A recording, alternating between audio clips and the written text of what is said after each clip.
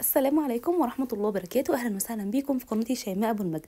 من قبل العيد بقى ما نزلناش أي فيديوز خالص، هنبدأ إن شاء الله إن احنا ننزل فيديوهات تانية كتير إن شاء الله تعجبكم.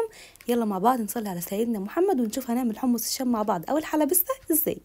أول حاجة هحط نص كيلو من الحمص، وبعد كده هبدأ إن أنا أغسله كويس جدا وهنقعه في شوية من المية. راحه جايه بقى كده هبدا ان انا اغير في الميه لحد ما تتنقع معانا لمده ليله كامله، حوالي 12 ساعه، لحد ما يبقى معانا بالشكل ده. هغسله كويس واحط له ميه نظيفه. معايا فصين من الثوم متقطعين وبصلايه متقطعه مكعبات.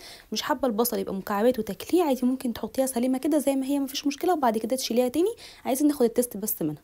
هسيبها لحد ما تغلي، وبعد كده هدي النار لحد ما يستوي معانا الحمص، وبعد كده هنزل عليه بجزرايه مبشوره، وهحط كمان 3 حبات من الطماطم ضربتهم في الخلاط او في الكبه.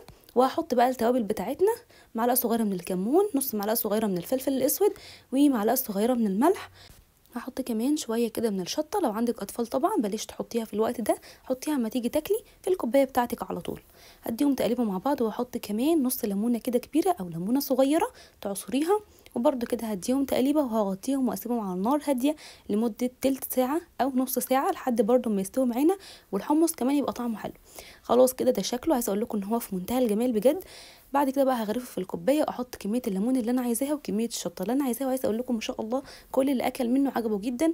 جربوه الطريقه دي ان شاء الله يعجبكم جدا. لو الفيديو عجبكم ما تنسوش اللايك والاشتراك في القناه. اشوفكم على خير، والسلام عليكم ورحمه الله وبركاته.